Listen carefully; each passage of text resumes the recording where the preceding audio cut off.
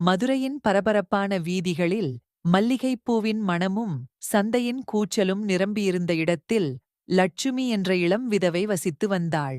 அவளது கவர்ச்சிகரமான தோற்றமும் நளினமான நடையும் அவளை பிரபலமாக்கின. ஆனால் கணவனின் மறைவுக்குப் பிறகு அவள் கண்களில் தங்கியிருந்த துக்கமும் அவளை வரையறுத்தது.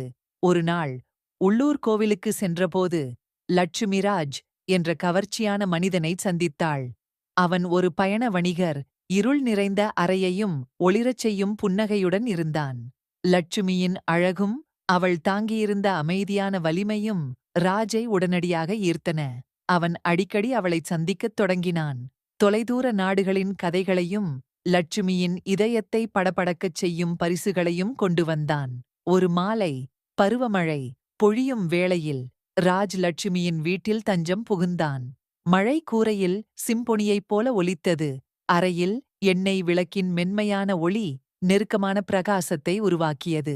ராஜ் லட்சுமியைப் பார்த்தான். அவன் கண்களில் விளக்கின் நடனம் பிரதிபலித்தது. லட்சுமி, அவன் மென்மையாக கூறினான், உன்னுள் ஒரு தீ உள்ளது, நான் வேறு யாரிடமும் பார்க்காதது. அது என்னை உன்னிடம் பட்டாம்பூச்சியை தீயை நோக்கி இழுப்பது போல இழுக்கிறது.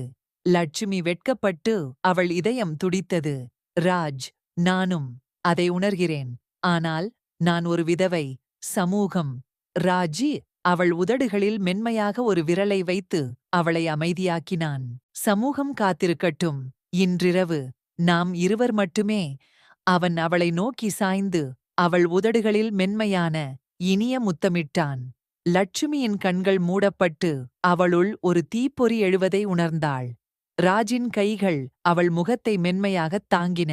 அவன் கட்டை விரல்கள் அவள் கன்னங்களை வருடியபடி முத்தத்தை ஆழப்படுத்தின. லட்சுமியின் கைகள் ராஜின் மார்பைத் தொட்டன.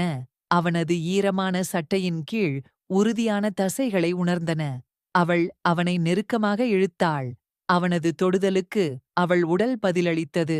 ராஜின் கைகள் அவள் முதுகு, இடுப்பு, இடையை ஆராய்ந்தன. அவளது ஒவ்வொரு வளைவையும் மனப்பாடம் செய்வது போல. வெளியே மழை தொடர்ந்து பொழிந்தது. ஆனால் உள்ளே வேறொரு புயல் உருவாகிக் கொண்டிருந்தது. ராஜின் உதடுகள் லட்சுமியின் கழுத்தை நோக்கி நகர்ந்தன. அவனது மூச்சு அவள் தோளில் சூடாக இருந்தது. அவள் மூச்சு வாங்கினாள். தலை பின்னால் சாய்ந்து அவனுக்கு மேலும் இடம் கொடுத்தாள். அவன் கைகள் அவள் புடவையின் முடிச்சைக் கண்டன. மெதுவாக துணியை அவிழ்த்தன. அவன் கண்கள் அவளை விட்டு நகரவில்லை. நீ ஒரு தெய்வம், லட்சுமி. அவன் ஆசையால் கரகரப்பான குரலில் முணுமுணுத்தான். உன்னுடைய ஒவ்வொரு அங்குலத்தையும் நான் வணங்க விரும்புகிறேன். ராஜின் உதடுகள் மீண்டும் அவளுடையவற்றைக் கண்டன. அவர்களின் உடல்கள் ஒன்றோடு ஒன்று அழுந்தின. அவர்களுக்கு இடையேயான வெப்பம் லட்சுமி இதுவரை அனுபவிக்காத ஒன்றாக இருந்தது. அந்தக் கணத்தில் லட்சுமி உயிருடன் இருப்பதை உணர்ந்தாள்.